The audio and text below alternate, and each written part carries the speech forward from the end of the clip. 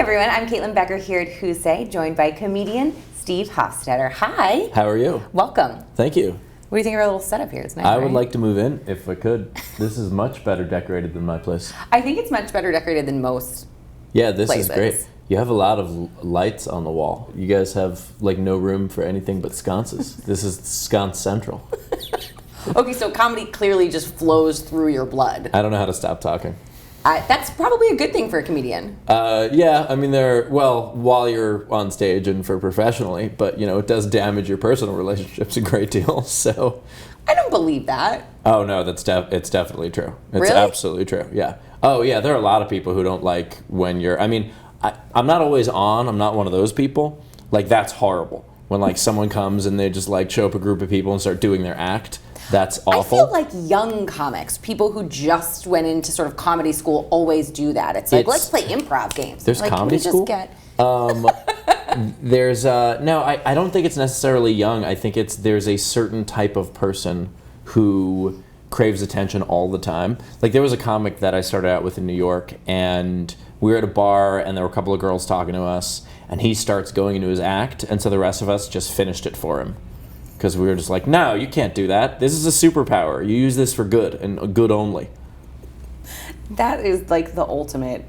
Can I say cock block? I don't know if I can. That is like the ultimate cock block. Well, I don't know what your words I don't know are. what I'm allowed to I can say. say it, but I don't know if you can say it. Can you bleep me? Is that? Yeah, I think we can bleep. All right, great. Cock block. Let's all say it. That is kind of the ultimate move there, to like sort of get in someone's routine. He was using a script. It was garbage. It was a garbage move, and so we decided that for justice sake. I feel like though, and correct me if I'm wrong, if you're in a bar and you're talking to girls and you tell them, oh yeah, I'm a comic, they demand that you be funny. Not awful. Only awful ones. I almost said not awful ones, but Wait, double only negative. awful girls or only awful comics? Only awful people demand you to be funny? Be like, you're a comic, be funny. Like no one, you don't do that to any other job. Would you ever, like you're interviewing a doctor, me right now. Can you check this? Can you check my ear? Right. Would you ever, for you, interviewer? Yes. Would you ever be like, yeah, I interview people. Be like, oh, interview me right now. It would be ridiculous. Ridiculous. So why do they do it to us? I think, and also, if you just give a comic time, they will be funny in conversation. And so if you want someone to be funny, just let them be a person, and then they'll be funny. Comedy is not an easy field to be successful in, and you have amassed an incredible success, certainly digitally. I mean, people know you probably the most from your incredible YouTube videos. Yeah, anytime, if someone stops me on the street and they don't say something about YouTube, like if they say something about something else, I'm like, weirdo. Like it's because it's so common for it to be YouTube. I had my own TV show on Fox that like ran up against Saturday Night Live, and like no one ever is like, hey, I know you from Laughs. Immediately, it's like, it's the heckler video guy. So, but the weirdest thing... That's crazy, though. The weirdest thing is when people come up to you and they don't identify how they know you, because I'm very bad with faces, and I don't have that facial blindness thing completely, but it's because I know that's like a real condition. I'm not just hair and some skin tone here. Well, I mean, yes, you are hair and skin, but you also have features as well. I should hope you have hair and skin. And so you're just hair and sconce. And so... And we're back. It's a callback. Anyway, so when people come up to me, sometimes immediately I'm just like, high school? Or like I don't know how I know them. And so most of the time they'll be good, decent human beings who understand how that works and just be like, hey, I watch your stuff. I like your comedy. I see you on YouTube, whatever it is. But every now and then they'll just be like, Steve, how are you? And I'll be like, what? In regards to what? I'm so confused. So yeah, I just try to take, because it doesn't happen. I'm at the point in my career right now where it happens sometimes, but not constantly. When it happens constantly, like I once walked through an airport with Mark Curry, and everyone recognized him, and most people didn't know how, because like he's super recognizable, but it like takes you a second. And so he just says hi to people before they can say hi to him, and it's awesome to watch. It was great. He just walks through, just be like, hey, what's up? Hey, how are you? How are you? Because he knows it's coming. So here's the deal. It costs $250,000 to raise a child. So instead of having 2 kids, I'm going to have $500,000. And then I'm going to use that money to hire your kids to take care of me. With comedy, you have so many different outlets. Yeah.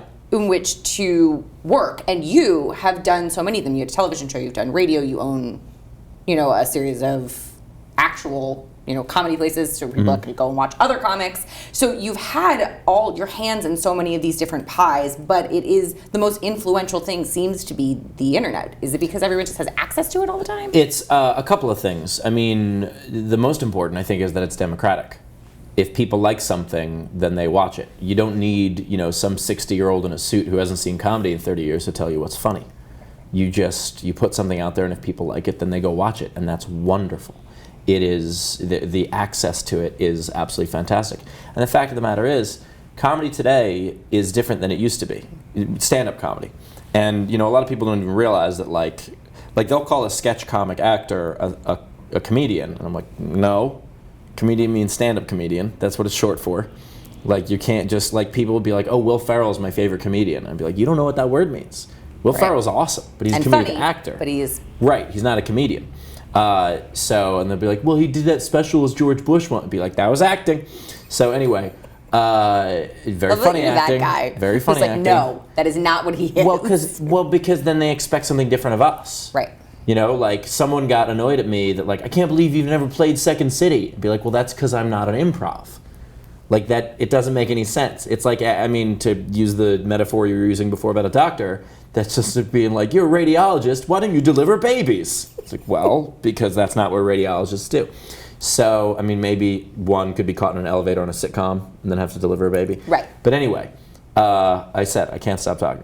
So, the point is that, as a stand-up comic, gone are the days that you do Johnny Carson and then you're famous overnight. And so you need all these different things. And so I refer to it as a spidered career because it has many legs, and then you never know which leg is going to work. And for me, it was YouTube. And then but what was great is that the YouTube thing happened for me after I had all the other stuff.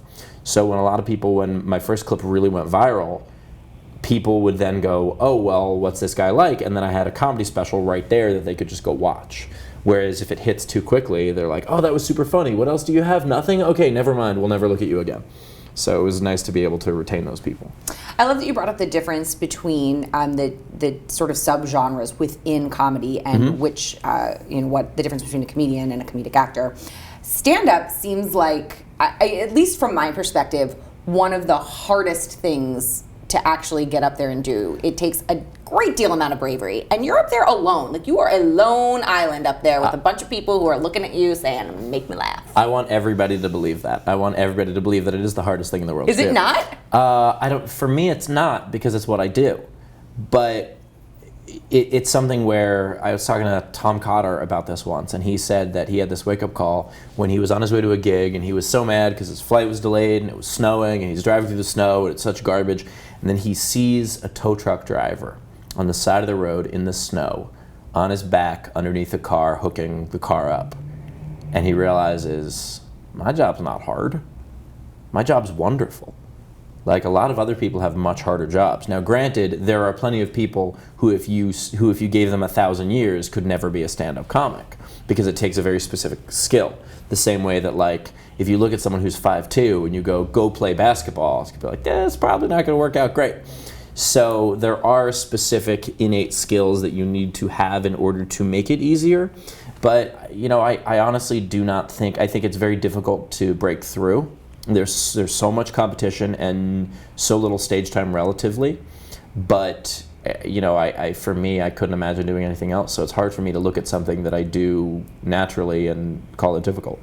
The thing is, though, with many other types of jobs, let's go back. The doctor thing is just going to run us through this entire. I want there to be segment. open mic doctors. Open mic doctors. If you think about a doctor, doctors in I actually don't want there to be open mic doctors. Now that I think about that, that sounds terrifying. That does sound a little Let terrifying. me get in. Let me just get in a cut real quick. Let me just get in a. Just give me 5 minutes to cut. Just real quick. You have to figure, doctor goes into work, you're a podiatrist, you're looking at feet. Rarely is just another person come in the room and be like, you suck. Yeah. You have to deal with people actually yelling at you while you're in the middle of working. I need to do that to podiatrists now. You just walk into someone else's room. Yeah. And you're not good, you're not funny. The worst part is that the people who do that are typically the ones who are making your job harder, because they're the ones not listening.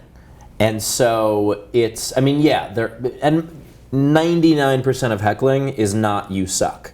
It's just someone interrupting. People get in the positions of power just to abuse the power of the position. Cops are not the worst. You know who's the worst? Comics? Can you explain how it is that comics abuse the power of the position? Or did you not think that one through? You deal with it like such a master, though. I mean, everybody who knows you and has looked you up on the internet knows you from these heckling videos where you just play with that. I have a secret. I am very mean. And I do not care for strangers' feelings.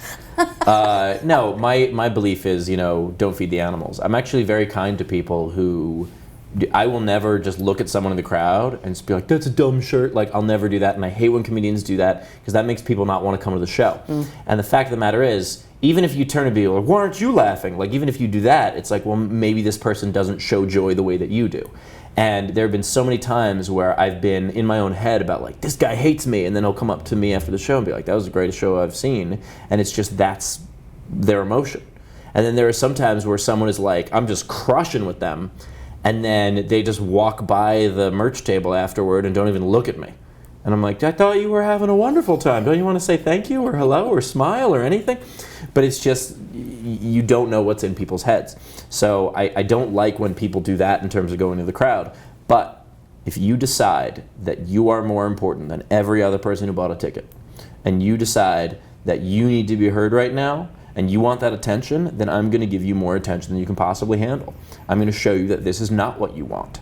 And that's basically the theory. The other thing is, I mean, the way I look at it, it's like Gladiator. You win the crowd, you win the day.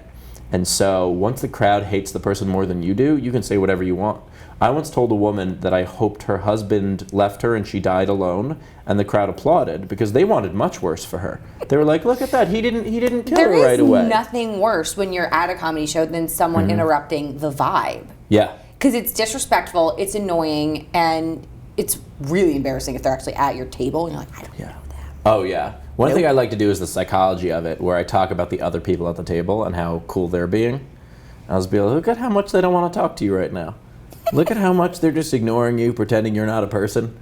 Like, do you think that you're doing the right thing? And so, like, and actually that is something I do. I like to use psychology with it a lot. I like to examine, like, why is it that you're doing this? And one question I like to ask people is, like, what did you hope would happen when you started this? Like, what was the outcome you wanted when you yelled that out? I can't imagine anyone has an answer. Well, one guy answered once, he was like, I wanted to laugh. And I was like, well, then you kind of got in your own way there. Because this whole thing right now is happening because you didn't let that happen. So as long as you can remain calm, and that's the other key, don't ever show anger. Occasionally I've been so mad that I've crossed over, but for the most part, remain calm, and that's how you get them, because they're not calm. It's remarkable the way you can weave in and out of a routine that you know and have practiced and have worked on, and to be able to think on the top of your head and talk to those people who are interrupting you and get through it, and then weave right back into sort of your own routine. You say it's not hard because it's what you do, but for someone watching you, it's done very artfully, and that seems like something you've probably had to work on. I've been doing this 15 years. I've performed, I'm probably getting close to 4,000 times now, and which is it's always funny to see when people see one of the heckler clips and they'll say something like, oh, this was fake. The reason they think it's fake is because they don't think that anyone would be that quick. And my point to them is like, no, you're not that quick. That doesn't mean no one's that quick. Like, when I watch something on TV, and when I watch Bolt run faster than anyone ever runs, I don't go, camera tricks. I go, man, that's the best guy at that. That's the guy who's best at that. And I don't think I'm the best at heckler stuff. I think Jimmy Carr is better than I am. But that is what I would call my superpower. My ability to ad-lib and think on my feet is my superpower. And I think everybody has a superpower. It's just a question of what it is. Mine's wine consumption. So everyone has a superpower, and some people's superpower is to bankrupt an open bar. So everybody's got their thing. Can't wait to see what the cape is going to look like for that one. Who do you think is funny? Who do you like seeing doing stand-up? Oh, there's so many wonderful comics. That's the toughest question you can get because you don't want to leave people out. All time, my favorite is Bill Hicks. And then, of course, classics, Carlin, Seinfeld, Hedberg, all influenced me a great deal. Currently, my favorites are people you may not have heard of. That's, I think, the best advice to get from someone like you is, who are the people that someone who likes comedy, who likes going to comedy shows, would want to go see that isn't the typical headliner? Because those are a lot of times the best shows. Tom Simmons is brilliant and incredibly prolific. Some of my favorite up-and-comers right now are Taylor Tomlinson. It's her birthday today. Happy birthday, Taylor. And Danny Jollis.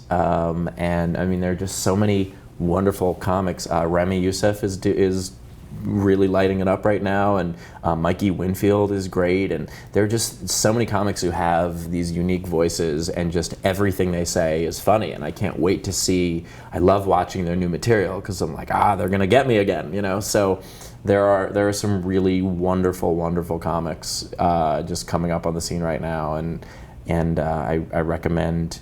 What I do recommend, the Laugh Factory has an amazing YouTube channel, and you'll see a lot of comics on it that are there all, they're up and comers, because the big, huge, famous comics aren't going to allow a ton of clips to get out there. So the people who are going to put their clips online, for the most part, are going to be the up and comers. So if you're a stand-up comedy fan at all, the Laugh Factory has an amazing channel where you could just watch tons of video and just find new people. So now, which leg of your spider career are you working on right now? Many legs at once. I feel like some of those legs have been pulled from the body. I've been doing a lot of TV and film lately. Actually, Sunday night, I have a movie coming out on the Hallmark movie channel. Yeah. Called Love Always Santa. I'm in just a little small part of it. I play a poet who takes himself way too seriously and who delays like a pivotal moment. There's this tension building, and the poet won't get off stage. And it's a lot of fun. And his cadence is very start-stop, so you never know when he's done. And it was great. Jay Black and Brian Herzlinger wrote it, and I love them to death. And they basically said, because they had the lines for me, but then they were like, we cast you to be funny, so go be funny. And they just let me do it how I wanted to do it. And it was so much fun. And it's a Christmas movie on the Hallmark Channel, which is not something I ever thought I would say I was in. But I am. So let's do it. It's called Love Always Santa. And are you doing stand-up right now? Where can people see you? Yeah, so in the LA area, I'm at the Laugh Factory every Wednesday at 8 p.m. in Hollywood and Thursday at 8 p.m. in Long Beach. And then I have this massive tour that I'm about to kick off. It starts in January. It's called the Your Tour. It is, as of now, 13 countries. I think we're going to add 3 or 4 more. And it's, I think, 59 different cities, just all over the place. And so if you go to theyourtour.com, you'll see it. And what's really cool, it's very grassroots. That's how it happened, where I just laid out a map of 155 cities, and I said, the cities that sell the most tickets, that's where I'm going to go. And if you buy a ticket to a city where I'm not going to go, you'll just get your money back. It's basically a vote. And so we ended up selling to a show that didn't even exist yet. We sold 100 tickets in London, which is amazing. And so I'm going to go to Europe, and I'm going to do all that. And fans can also buy unique experiences. There's 2 seats on stage for each show. That's pretty cool. Where you just have a table right there. There's stuff where you can have the venue of the show be your house. You can come to dinner with us beforehand. You can come to a baseball game with me. There's all kinds of crazy things that you can do. It's like a hybrid tour / Kickstarter at the same time. And we're filming the whole thing, and we're gonna make a little web series on my YouTube channel and do a concert film at the end of it. So it's very exciting. Involvement with fans and with regular people is ripe for the comedy picking. That's where the good stuff comes. Well, yeah, but it's also something that I think the fans really appreciate being part of it, because so many people are completely inaccessible. And one thing that I try to do, when I was 7 years old, I started writing to baseball players to get autographs. And every so often one would write back. And it was just this amazing moment in my life. And I want to give that to other people. I want to... If someone takes the time to enjoy my stuff, then I want to take the time to say thank you. And, and I hope that kind of builds lifelong fans and allows me to keep doing what I'm doing forever. It's amazing. Tour kicks off in January, so there's still time to get tickets and experiences. There is, yeah. Amazing. We'll have all that info for you. Thank you so much for joining us. Thanks for having me. And thank you guys all for joining us. Can I have one of the sconces? Probably not.